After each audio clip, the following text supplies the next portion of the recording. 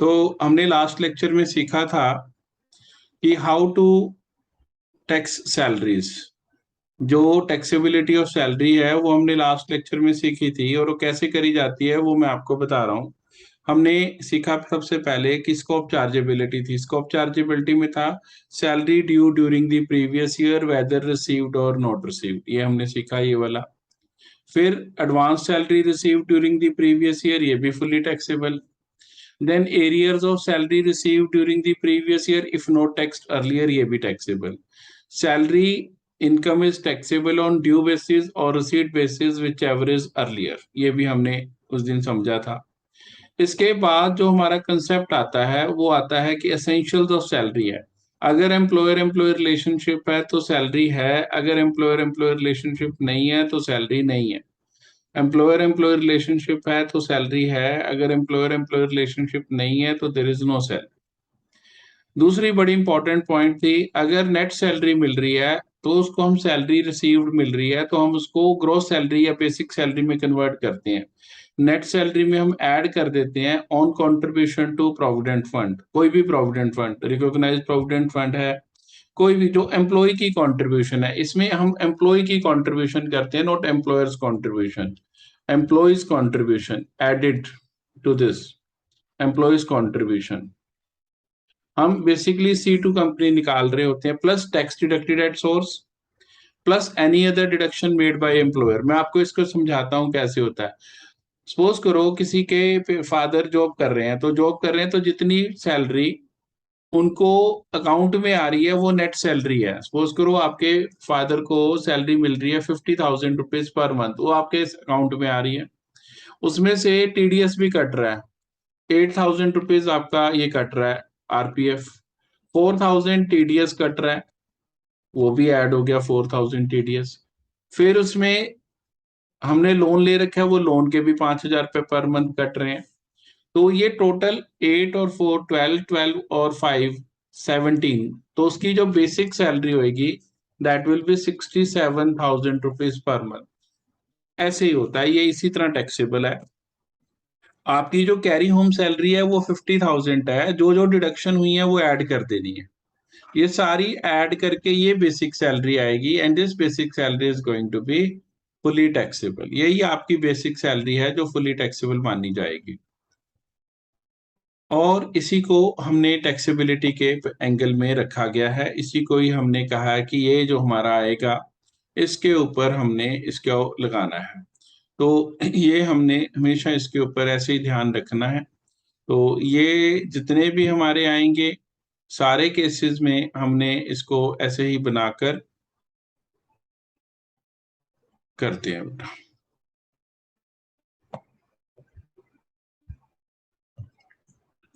अब आगे हम चलते हैं, ये हो गया हमारा। तो हमने उस दिन शुरू किया था 7 पॉइंट्स सीखे थे। बेसिक सैलरी, पे और wages fully taxable to all. DA, DA भी सीख ही लेते हैं, उस दिन हमने ये सीखा नहीं था। डीए दो तरह का होता है, एक एंटर्स और एक नॉट एंटर्स, तो दोनों फुली टैक्सेबल। डीए एंटर्स होएगा तो पता कैसे लगेगा कि डीए एंटर्स है, तो ये जो रेड में लिखा है ये डीए एंटर्स की लाइन है। या तो लिखा होगा ऐसे डीए एंटर्स, या लिखा होगा DA enters into pay for retirement benefits, या लिखा होगा DP dearness pay, dearness pay means D enters into pay, या फिर लिखा होगा DA as per the terms of employment. इसके साथ डीए लिखकर उसने लिखा होगा DA as per the terms of employment bracket में ऐसे, as per the terms of employment.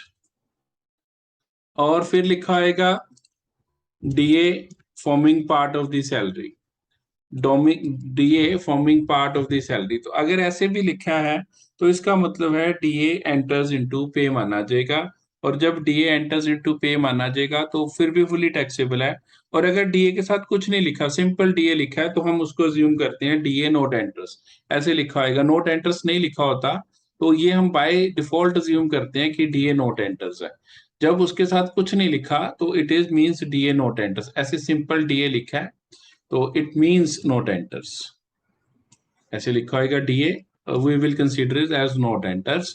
तो भी ये दोनों ये मैंने एक्स्ट्रा आपको सिखाया। फिर आ गया पेंशन। बेस सैलरी से अगर बेसिक सैलरी मिल रही है तो वो रिटायरमेंट से पहले मिल रही है। जब रिटायर हो जाता है फिर पेंशन और एन्युटी या अनकमिटेड पेंशन कहते हैं। This is again fully taxable to all. फिर बोनस, दो तरह के bonus, statutory and gratuitous, the both are going to be fully taxable. Commission, कोई भी कमीशन है, all types of commission, commission on sale, commission on purchase, commission on profits, all type of commission are going to be taxable. फिर advance salary again fully taxable, arrears of salary fully taxable. फिर आ गया annual accretion, it is only taxable to private employees. Private employees के case में वो भी तब जब एम्प्लॉयर कंट्रीब्यूट कर रहा है। I am not talking about employees contribute. अगर कुछ नहीं लिखा क्वेश्चन में, सिंपल लिखा contribution to RPF, it means it is employees contribution. Specifically लिखा होना चाहिए employers contribution to RPF. Employers contribution to RPF 6,000 into 12 72,000 minus 12% of salary one. तो सैलरी वन लेंगे हम। सैलरी वन हमने उस दिन भी डिस्कस की थी। Salary one is combination of three things, basic salary plus DA when enters into पे प्लस कमीशन ऑन सेल्स। तो वो सैलरी वन का 12% निकाल कर इसमें से माइनस करेंगे। इफ इट कम्स पॉजिटिव तो ये टैक्सेबल है, इफ इट कम्स नेगेटिव तो nothing is going to be taxable. तो हम ये टैक्सेबल अमाउंट बाहर लिखते चले जाएंगे, जो भी अमाउंट बाहर आएगा वो हम बाहर टैक्सेबल अमाउंट्स की कैटेगरी में उसको लिखते चले जाएंगे। फिर आ जाता है interest credited to RPF in excess of 9.5% is taxable. अगर 9.5% तक है फिर nothing is going to be taxable, लेकिन if it exceeds 9.5% then it is going to be taxable.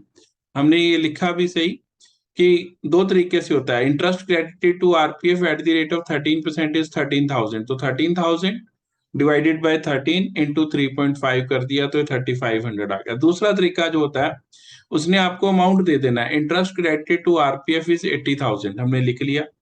9.5% तक अलाउड है। आरपीएफ का बैलेंस भी बताया, accumulated balance in RPF is 7 lakh. तो 7 लाख का 9.5% निकाला, 80,000 टोटल इंटरेस्ट क्रेडिट किया था, 9.5% तक ही आ गया 66,500। तो 80,000 में से 66,500 चला गया तो 13,500 is going to be taxable. ये ऐसे दो तरीके से हम इसको निकाल सकते हैं। This is the way of calculate. तो जो अभी तक हमने पॉइंट्स किए हैं उसके ऊपर बेस्ड हमें क्वेश्चन करने लगे हैं ताकि हमें यहाँ तक के जितने 7 पॉइंट्स हैं वो क्लियर हो जाएं। Mr. X is working with Reliance Industries at Kanpur. He is getting 40,000 per month as basic salary, 5,000 per month as DA. उसके साथ ब्रैकेट में लिखा है 40% enters into pay. तो मतलब सारा एंटर्स नहीं करता, कुछ पोर्शन एंटर करता है, कुछ पोर्शन एंटर नहीं करता। Commission on sales 16,000, bonus 85,000, out of which 35,000 is statutory. तो जो रिमेनिंग 50,000 रह गया that will be taken as gratuitous bonus या वॉलेंटरी बोनस, एक ही बात है। एरियर्स ऑफ डीए, ये एरियर्स मिले। Advance salary, then leave salary received 5,000।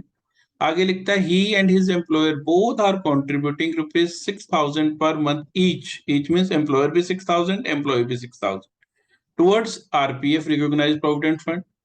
Interest credited to RPF at the rate of 15% is rupees 45,000. Compute his gross salary. तो ये बहुत ही अर्ली स्टेज पे मैं आपको जितने पॉइंट्स करें उसके ऊपर मैंने अपना क्वेश्चन बनाया है और आपको मैं करा रहा हूँ। तो हमने लिखा basic salary, basic salary 40,000 into 12, 4,80,000 fully taxable. Taxable amount हमने बाहर लिखा। फिर डीए नोट एंटर्स 60%, 5,000 टोटल है डीए, 5,000 का 60% नोट एंटर्स। तो हमने वो कर दिया, नोट एंटर्स वाला अलग लिख दिया, 5,000 इंटू 60% इंटू 60%, और फिर 3,000 आ गया, 3,000 इंटू 12 36,000। और डीए जो एंटर्स है दैट मीन्स डीपी, डियरनेस पे कहते हैं हम उसको अपनी लैंग्वेज में कई लोग। इनटू जो गवर्नमेंट एम्प्लॉयज को मिलती है वो डीपी ही होती है, गवर्नमेंट एम्प्लॉयज की डियरनेस पे ही होती है क्योंकि that is considered for retirement benefits. तो जब बेसिक प्लस डीए जोड़ कर लेते हैं उनका, तो 5,000 इंटू 40% ये 2,000 आ गई, 2,000 का 12% 24,000। फिर कमीशन बेस्ड ऑन सेल्स है, ये भी कमीशन ऑन सेल्स, ये 16,000। आप देख रहे हैं मैंने तीन चीजें ये ब्लू इंक से लिखी हैं, 480, 24,000 एंड 16,000। ये मैंने ब्लू इंक से इसलिए लिखी है क्योंकि this is part of salary one, basic salary plus DA with interest 24,000 plus commission on sales 16,000। ये तीनों को जोड़कर जो मेरा अमाउंट आएगा that is to be taken as salary one. फिर बोनस आ गया। बोनस दो तरह का, स्टैट्यूटरी भी और वॉलेंटरी भी।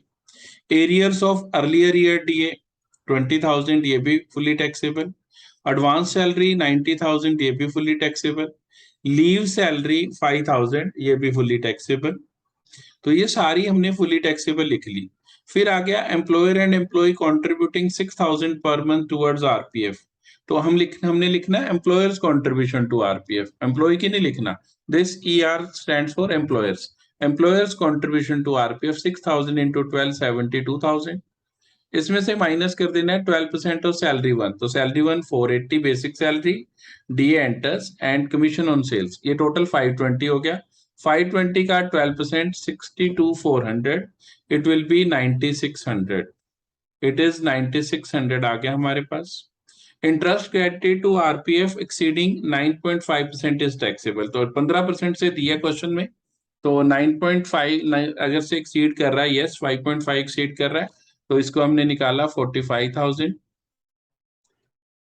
डिवाइडेड बाय जिस रेट से है 15 इंटू जितना एक्सीड कर रहा है, एक्सीडिंग 5.5, 9.5 से जितना एक्सीड कर रहा है 5.5, इट विल बी 16,500।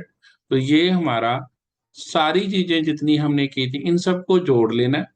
जोड़कर ये जो हमारा टोटल आया, this is regarded as gross salary.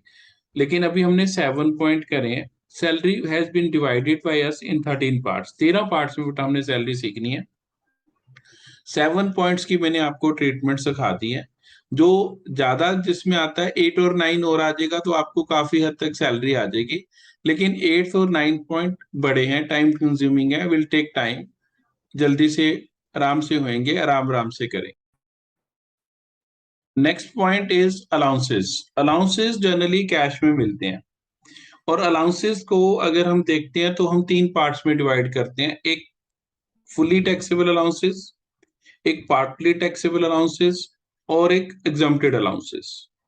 जो एग्जम्प्टेड अलाउंसेस है ना बेटा, वो क्वेश्चन हमें कम आता है, प्रैक्टिकली यूटिलिटी उस क्वेश्चन की कम है, क्योंकि जो अलाउंसेस एग्जम्प्ट हैं, टोटली एग्जम्प्ट फ्रॉम टैक्स हैं, वो सिर्फ 2 या 3 लोगों को मिलते हैं। एक तो जो हमारे जजेस हैं सुप्रीम कोर्ट और हाई कोर्ट के, उनको स्टैम्पेंट्री अलाउंस मिलता है, that is fully exempted from tax. उनको घर मिलता है, that is also fully tax exempted from tax. और ऐसे ही जो हमारे एम्बेसडर्स बाहर बैठे हैं गवर्नमेंट ऑफ इंडिया की डेपुटेशंस पे, जैसे ऑस्ट्रेलिया में इंडियन एम्बेसडर है, यूके में इंडियन एम्बेसडर है, तो वो जो उनको अलाउंसेस मिलते हैं, they are totally exempted from tax. वो वाले अलाउंसेस पर एग्जम्प्टेड फ्रॉम टैक्स होते हैं, तो वो हमने लिखे ही नहीं, क्योंकि वो वाला प्रैक्टिकली उसकी कोई यूटिलिटी है नहीं। अब नंबर 2 रह गए अब हमारे पास। 8A में हमने लिखे पार्टली टैक्सेबल अलाउंसेस, और 8B में लिखे हमने फुली टैक्सेबल अलाउंसेस। 2 पार्ट बना लिए बेटा हमने, जो हमारी प्रैक्टिकल यूटिलिटी के हैं। 8A जो है पार्टली टैक्सेबल अलाउंसेस, जब हमने लिखना शुरू करा तो सबसे पहले हमने लिखा, उनको कैटेगराइज करा, 8 बनाए, टोटल 8 कैटेगरीज में डाला। 8 पार्ट्स में सीखेंगे हम। 8A1, 8A2, 8A3, ये नाम लिखे हैं, नीचे चल के हम इनकी डिटेल भी सीखेंगे। 8A8 तक ये वो अलाउंसेस हैं जो नेशनल लेवल पर मिलते हैं, रीजनल लेवल पर भी अलाउंसेस मिलते हैं, लेकिन हमने उसका डिस्कशन नहीं करी है, क्योंकि उतने सारे अलाउंसेस सारे याद नहीं किए जा सकते, ना ही एरिया वाइज हम उनको रिमेम्बर कर सकते हैं। तो वो जहां पर भी होता है एम्प्लॉय, उसको पता होता है भी कितना एग्जाम्प्ट है, उसके हिसाब से पार्टली टैक्सेबल अलाउंसेस में आ जाता है। तो 8A से लेकर 8A8 तक हमने 8 में डिवाइड किया। सबसे पहले है चिल्ड्रन एजुकेशन अलाउंस। जितना भी आपको मिला वो लिखना है, उसमें से आपने माइनस कर देना है up to ₹100 per child per month for the maximum of 2 children is exempted from tax. I repeat, children education allowance जितना भी आपको मिला वो आपने लिखना है, रिसीव्ड वाला लिख लेना है, उसमें से 100 rupees per child per month for the maximum of 2 children is exempted from tax. और एक्ट ने कहा अपने बच्चे होने चाहिए। अपने बच्चों का मतलब होता है कि ग्रैंड सन या ग्रैंड डॉटर नहीं होना चाहिए। अगर ग्रैंड सन ग्रैंड डॉटर के लिए मिलेगा फिर it is not exempted from tax. ये 8A1 मैंने रेड में लिखा है, चिल्ड्रन एजुकेशन अलाउंस जितना मिला उसमें से 100 rupees per month into 2 into 12, 100 up to rupees 100 per month per child for the maximum of 2 children is exempted from tax। अगर 3 बच्चों के लिए मिल रहा है तो 2 का एग्जाम्प्ट होगा, 4 के लिए मिल रहा है तो 2 का एग्जाम्प्ट होगा, मिली 1 के लिए तो 1 का एग्जाम्प्ट होगा। तो पहला case, mister X received rupees 5000 as children education allowance for his 3 sons. तो 5000 रुपीज टोटल मिला, उसमें से 100 इंटू 2 इंटू 12 माइनस कर दिया, तो ये आपको 5000 रुपीज मिला as a children education allowance. उसमें से आपने 2400 100 इंटू 2 इंटू 12 करके माइनस कर दिया, तो 2600 is going to be taxable. दूसरा केस, इंक बदल दी, mister X received 500 per month per child as children education allowance for his 3 sons. अब जो मिल रहा है वो 500 रुपीज पर चाइल्ड के हिसाब से मिल रहा है, 500 इंटू 3 इंटू 12 मिला टोटल मुझे 18,000, लेकिन जो एग्जाम्प्ट होएगा वो उतना ही होएगा, 100 इंटू 2 इंटू 12, 2400 एग्जाम्प्ट हो गया, तो टैक्सेबल विल बी 15,600, ये आ गया। तो ये हमने दो चीजें सीख ली। फिर आगे लिखता है, mister X received 500 per month as children education allowance for his 3 sons. यहाँ पर चाइल्ड था, यहाँ पर चाइल्ड मिसिंग है, तो 500 पर मंथ मतलब से टोटल 6,000 रुपीज मिला, उसमें से 100 इंटू 2 इंटू 12 एग्जाम्प्ट करके 3600 is taxable. Last case, mister X received 75 rupees per month per child as children education allowance for his 3 sons. तो मिला कितना, 75 इंटू 3 इंटू 12, और एग्जाम्प्ट कितना होएगा, अप टू रुपीज 100 है। अगर 100 से ज्यादा मिलेगा तो 100 एग्जाम्प्ट था, अब मिला कितना 75, तो 75 इंटू 2 इंटू 12, तो ये 900 आएगा। अगर आप यहाँ पर 100 इंटू 2 इंटू 12 कर दोगे तो गलत हो जाएगा, क्योंकि अगर 100 से कम मिल रहा है, 80 रुपीज पर चाइल्ड मिल रहा है, तो 80 रुपीज पर चाइल्ड एग्जाम्प्ट है, क्योंकि एक्ट ने लिखा है अप टू रुपीज मीन्स इससे ज्यादा नहीं, कम मिल रहा है तो कम वाला एग्जाम्प्ट कर सकते हैं। अब दूसरा आ जाता है इसी की branch, that is children hostel allowance. Children hostel allowance और इसका बिल्कुल सिमिलर है, फर्क इतना है, इसमें 100 रुपीज पर चाइल्ड एग्जाम्प्ट था चिल्ड्रन एजुकेशन में, इसमें अमाउंट बढ़कर 300 रुपीज पर चाइल्ड हो गया। इसकी एग्जाम्पशन है, up to rupees 300 per child per month for the maximum of 2 children is exempted from tax. Up to rupees 300 per child per month is exempted from tax. तो 300 रुपए पर child का exempt हो गया। 2 बच्चे हैं तो 30, एक बच्चे का 3600, तो 2 का 7200, 3 है तो भी मैक्सिमम 7200, वो भी वही for own children studying in India होने चाहिए, तो ये टैक्सेबल अमाउंट बाकी आ जाएगा। देखो, mister X received 10,000 as children education hostel allowance for 3 sons, तो 10,000 टोटल मिला, एग्जाम्प्ट हो गया 300 into 2 into 12, 2800 is going to be taxable. 10,000 मिला, 7200 एग्जाम्प्ट हो गया, 2800 is going to be taxable. दूसरा केस देखो, mister X received 500 per month per child as children hostel allowance for his 3 sons, तो 500 इंटू 3 इंटू 12 टोटल हो गया 18,000, उसमें से 7200 एग्जाम्प्ट हो गया, तो 10,800 is going to be taxable. तीसरा जो हमारा आ गया 8A3, that is very important, 8A3, this is going to be like this, और आप देख रहे हैं स्क्रीन पे, रनिंग अलाउंस। रनिंग अलाउंस से तो मतलब होता है कि दौड़ने के लिए अलाउंस मिलेगा, नहीं, दौड़ने के लिए नहीं, दौड़ाने के लिए।